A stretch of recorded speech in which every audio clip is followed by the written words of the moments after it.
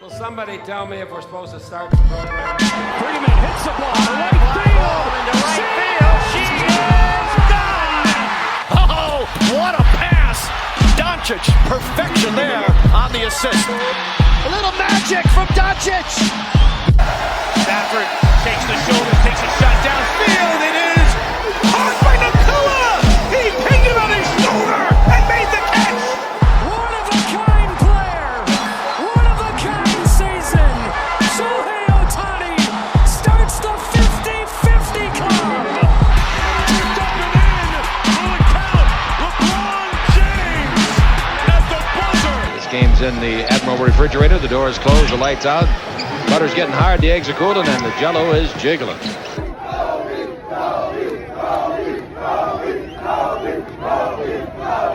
What's up, everybody, and welcome to the LA Sports Roundup. I'm your host, Mike Andrade. We're sitting here recording on a Wednesday, August 6th, 2025. I hope everyone's having a great week so far. And we're continuing the dog days of summer. But you know what? It's not dog days news, as there's a lot of news going on in LA sports now. We'll get right into it. Last week we talked about Luka Doncic's health transformation, his body transformation. Well, this week he signed a new extension with the LA Lakers. It's a 3-year deal, $167 million contract to stay with LA for the next 3 years. Let's talk about it. This is huge for the Lakers. This is not only huge for Luka Doncic, giving him stability and a home for the next few years, but it's also giving the Lakers their new face of the franchise for the team. You know, we talked about it before. We go from George Mikan to Elgin to Wilt to West to Kareem, Magic, Shaq, Kobe, LeBron, and now Luka Doncic. The Lakers don't miss, man. We do not miss when it comes to star players in Los Angeles, and we do not miss when it comes to having a face of the franchise. And Luka is that man now. Now, what this does for us, like I said, it gives us a face of the franchise for not just the next 3 years, but hopefully the next 10 years. With signing this contract, and it's an extension of his current deal. You know, with him getting traded from Dallas, he lost out on that big Supermax money. You know, it could have been way north of $200 million. You know, it could have been a 5-year, who knows, $250 million contract. But he lost out on that because they traded him. And so him coming to the Lakers, you know, it was a great investment for the Lakers to go and get him. I mean, obviously, any team that was going to get their hands on Luka Doncic, obviously at the time we didn't know he was going to be available. Nobody knew he was going to be available. But any team that would have seemingly got their hands on Luka Doncic, you make that investment, right? He's Luka. You know, he's going to be a star in the NBA for the next 10 years. You have to make that trade. But the Lakers weren't guaranteed that he was going to sign a new deal with them. So it was a bit of a risk. Even though we were trading away Anthony Davis, you know, big star for us, helped us win a title in 2020. You know, he was on the decline. Still a huge risk because he was still a very productive player. And without that, with the aging LeBron James, you know, there was basically no guarantee of any kind of success in the future. So you trade for Luka, you know, and you basically have to roll the dice on if he's going to sign that extension with us or not. And Saturday, he did that.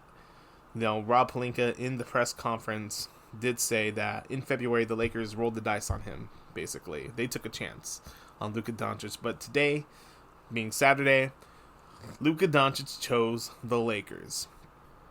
So at the press conference, they talked about a lot of different things. And to basically summarize, Luka talked about being a Laker is an honor, and he wanted to be here. He said, it's an honor playing for this organization. Many, many great players played here, so obviously I want to add one more up there. Meaning, adding one more championship banner to the 17 that is up there. And he said that's what they're working for. Luka says they have championship aspirations, and he said that they have a great team as it is already. They've already added guys like Marcus Smart, DeAndre Ayton. They still have a LeBron James that is still a top 10, 12 player in the NBA, even though he's at the age of 41. LeBron's a kind of a different issue right now, but as we talk about this team, he's on this team and is going to be playing for the Lakers next season. And they still have a cast of characters that are going to be role players for this team that can help build a championship foundation. Guys like Austin Reeves. Look at what Reeves, his trajectory has been. Who knows what next year can provide under a full training camp under Luka Doncic's leadership. And why he chose LA over free agency, he was thinking, well, obviously not at the moment when he got traded, but later when he started playing, he wanted to be here. He loves being in Los Angeles. He talked about the way fans have greeted him. LeBron has talked about the way fans have just embraced Luka. It's basically, we're taking Luka, the faces of our franchise, and we're basically ingraining him into what Lakers culture is, and he's the perfect guy for it. Luka basically just talked about his gratitude. Signing his extension with the Lakers. He's excited to keep working to bring a championship to LA and make Laker Nation proud. Grateful to be on the Lakers, and that's something you want to see in your star player, to be honest. Not only that, he's giving back to young athletes. He's also committing $5 million to help 77 young athletes around the world chase their dreams, just like he did. He said basketball gave him everything, and he's lucky to be able to give back and help the next generation. Look, that is a star right there. Not only a star on the basketball court, but in the community. Look at the impact that he left in Dallas. People loved him. The young generation loved him. They beloved him so much out there. That's why it was so painful for Mavericks fans to accept that he was traded, because they looked at him as if he was what Kobe Bryant was to us. Now, I'm not saying that he is going to be what Kobe Bryant is for Lakers fans, but the impact that he's leaving in the community is tenfold. And so having him on the Lakers is just a beautiful, beautiful thing. And so him signing his extension with the Lakers, it just not only it's providing a clear 2-3 year window for him to build a championship roster, but for the next 10 years, hopefully after this contract extension, he's eligible for a 5-year supermax.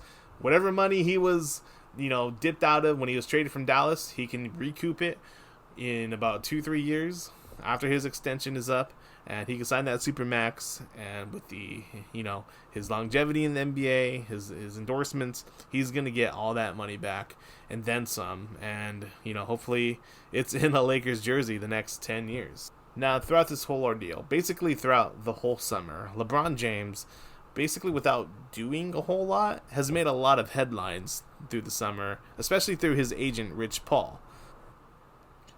So going back into early June, when Paul put out the statement about LeBron and the Lakers, LeBron wanting to do what's best for him and the rest of his career, and the Lakers have been a great partner. It kind of just sounded back in early June that it was basically a finality of LeBron being on the Lakers organization, being on the team.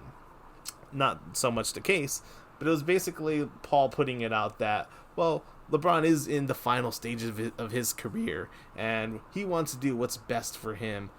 Basically, he wanted to put it out there that the Lakers needed to do what LeBron wanted them to do, because that's what LeBron's done his entire career. He's been the puppeteer, the master manipulator at controlling what the franchise he's in, controlling what they're going to do.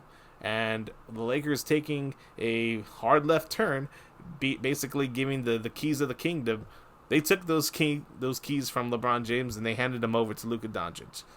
And it was evident as hell when you had about half the Lakers roster there hamming it up with Luka Doncic at his press conference, taking a picture, and you had about half the roster there. Okay, it actually made things worse when they all went to Vegas later that day. They probably took a little charter plane. They all went to Vegas, and they went to a Backstreet Boys concert at the Sphere, I think. And you see Rob Pelinka and Jeannie Buss there, and you see everybody just hamming it up, singing "I Want It That Way" from the Backstreet Boys at the concert. So, funny little video, but basically the Lakers have handed the keys to the kingdom to Luka now. LeBron's not in the driver's seat anymore. And going back into that statement from June, that's what Rich Paul and basically their camp, that's what they wanted the Lakers to continue to do. They wanted the Lakers to continue to build around LeBron James in his final stages and build an immediate championship team. But basically, That's not happening right now.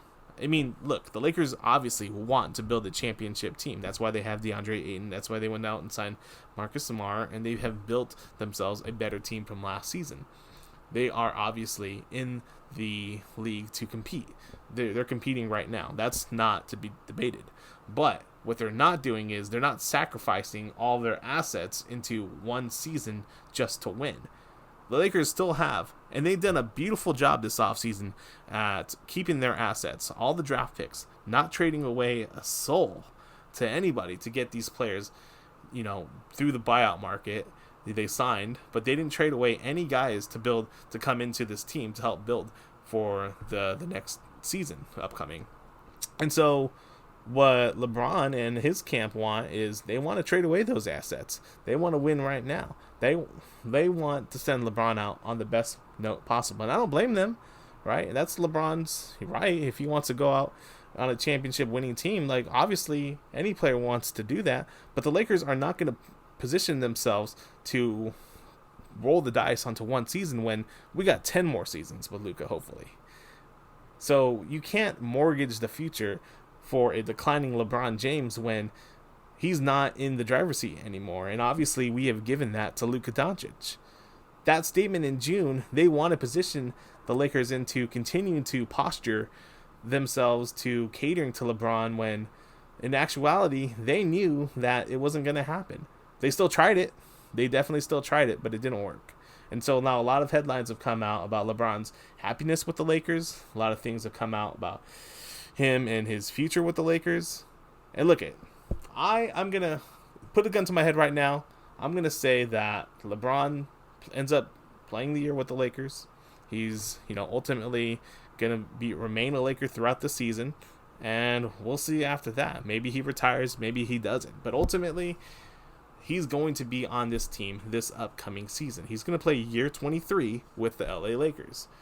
They're not in a position to trade him anywhere. No other NBA team besides maybe Cleveland. I don't even think Cleveland would take him. Who's going to, it's so hard to even come up with a scenario where you're going to trade him, where a team is going to send out assets to bring him in, like valuable assets to bring him in when he's only going to be there for one season. It doesn't make sense. Obviously if he was a free agent, which he could have been at the beginning of this whole free agency, LeBron could have declined his contract and he could have became a free agent. But he didn't do that because he wanted the $50 million. And that's his right. But he didn't do that. So he went and complained through his management. They sent out a statement. And that's what kind of started this whole, I don't even know what to call it, but this whole ordeal. So a lot of people are talking about, is LeBron James willing to take a backseat to Luka Doncic? Obviously, LeBron still wants to be in control. That's undoubtedly true. He wants to be in control. That is LeBron James' innate characteristic. He wants to be in control. And he's done that throughout his 22 years in the NBA. But that's not reality anymore. But also, look at what happened last season in the playoffs. LeBron did take a step back to allow Luka to not only fit in, but fit out. Meaning that it was going to be his team. He said that. That was his words. When Luka Doncic played his first game with the Lakers, he said, don't fit in, fit the fuck out. That was his words. So basically, LeBron was admitting to, hey, look, this is going to be your team. So I would say it's pretty much mixed signals out there. LeBron wants to be in control, but his actions are showing that he's able to.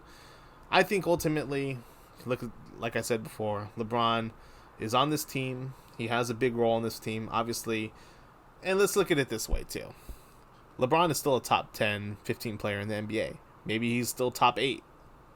That's debatable. He's going to play a big role onto this team. So the Lakers' success still heavily relies on what LeBron James can do. So we're not acting like he's a washed player here because he's not. LeBron James is still very much a valuable piece to this team. Because God forbid LeBron James breaks his leg or misses any significant amount of time, are the Lakers a true championship contender? I think not. I mean, Luka is great, and he's gonna carry this team. He's gonna put this team on his back. But if LeBron James is out, then are they really a true championship contender? I don't think they are. And so LeBron James still has a big piece and role on this team, and we can't forget about that. But also, LeBron James, look, you can't be sending out big signals here. You can't be sending out, I still want this team to pretty much cater to me when you know that Luka Doncic is the man on this team now. And if you're not happy, dude, request a trade. Make it that simple. Otherwise, let's just be quiet about this, to be honest. Let's be quiet, let's play the season, and let's just see how it goes. Alright, so let's switch gears here, guys. Let's talk a little LA Dodgers baseball. They had a big series finale against the Cardinals. Muncy and Teoscar Hernandez, they each launched 2 homers and collected 4 RBIs in a dominant 12-6 victory over the Cardinals. And Muncy is back, and he racked up 2 homers, just like I said, and he looks good. He was coming off injury. He's been out for about a month or 2 now, so seeing him back into the lineup is great. Having Muncy and just getting guys back. That's what it's all about now. Just trying to get guys healthy. The pitching rotation. Trying to get guys healthy into this stretch now where you really need these guys back into this next couple months heading into the playoffs. If you can get guys back, and I know Kike Hernandez is pretty much a mystery right now. The Dodgers really don't know when they're going to be able to get him back. But if you can just get guys healthy, that's going to be the real key piece into heading into September and ultimately into October, because we only have a couple months left of the regular season now. If you think about it, only about 50 some games left in the regular season. So in baseball terms, that's not a lot. That's not a lot to get fully healthy, and that's not a lot to get back on track if you're one of the teams that's looking the outside in and trying to get into a wild card position. But the Dodgers are in really good position still.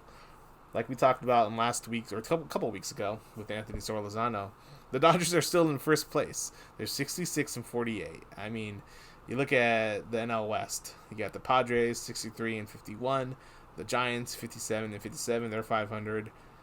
Diamondbacks 54 and 60. So look at the Dodgers still have not a big lead on the Padres, but they have enough gap here where they went through a horrible July. We talked about it. They lost 12 of 14 games. A rancid July, and they're still first place. So that's a really good place to be in when you still aren't fully healthy. And I know the pitching rotation is still kind of underwhelming. You had Tyler Glasnow come back, and it's not the same with him. And there's been a lot of inconsistency from Yamamoto and Paxton and Stone. The bullpen also remains a little shaky. So you not only need guys back from injury, but they need playing time as well. Look at Blake Snell. He hasn't even played, really. So you need guys back. They need playing time. They need time to warm up. Get those arms going, because you can't just come back in October and expect things to just flip on a switch. So the more time that they have games under their belts, the more times they can just put it together, the better it's going to be. But huge wins for the Dodgers the past couple days, and so hopefully they can just carry this momentum, and we'll see what happens going forward into the later half of this month. All right, and to finish the podcast, guys, last but not least, we're going to talk a little Rams football. Out of training camp, news broke yesterday that Rams running back Kyren Williams, he just signed a 3-year extension with the team, keeping him under contract through 2028. I'm going to read off a little bit of what they have on the Rams website. It says Williams, 24, is coming off his second straight season with at least 1,100 rushing yards and double-digit rushing touchdowns. He posted 316 carries and 1,299 yards and 14 touchdowns in 2024, all career highs. Now look, it is huge. Basically, the Rams really haven't had a running back that is a marquee guy, the guy that they can go to and depend on since basically the early days of Todd Gurley. We thought we had that in Cam Akers. He really just wasn't the guy. He got injured pretty quickly. There's been other guys through that time, but really, Kyren Williams has just been the last 2 seasons just a standout, and last season was just a breakout year for him, and well deserved for Kyren Williams. He's not only going to be the future running back for this team, hopefully in the next few years, but hopefully we get some more and more production out of him and just leads this team, hopefully, into what can possibly be a Super Bowl. This team has it. And so, look, congrats to Kyron Williams on his extension and all good things going forward for him in his future. And some more news and notes out of Rams training camp. Starting cornerback Matthew Stafford, he's been sidelined with a damaged disc in his back, and he's basically has been on the mend for basically the entirety of training camp. We don't know the length of time in which he's going to be able to recover fully. They're hopeful that he can, at least at the end of training camp, participate in a scrimmage. I think with the Chargers, he's been ruled out against a scrimmage against the Cowboys. He's definitely not going to play in any preseason games, but throughout that, Jimmy Garoppolo and Stetson Bennett have been taking the on-field reps as QB1. So if Matthew Stafford is unavailable for week 1, it'll be interesting to see who Coach McVay goes with. I mean, you would think they might go with Jimmy G, but it could be Stetson Bennett. It's just basically who they think would be the best fit at the time if Matthew Stafford is unable to go. But hopefully Matthew Stafford is back in game 1 of the season. All right, you guys. Thank you guys very much for listening to me ramble on about these LA sports and these teams. I want to say thank you for everyone that has been supporting the podcast as of late. We had a huge weekend. We're covering WWE SummerSlam. We did a live stream for the main events on Saturday and Sunday. And then we had just recorded before this, we recorded a new Wrestling with Ryan.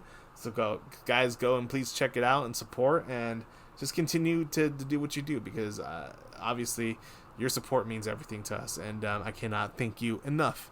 But until next time, guys, this is the LA Sports Roundup. My name is Mike Andrade, and I will see you when I see you.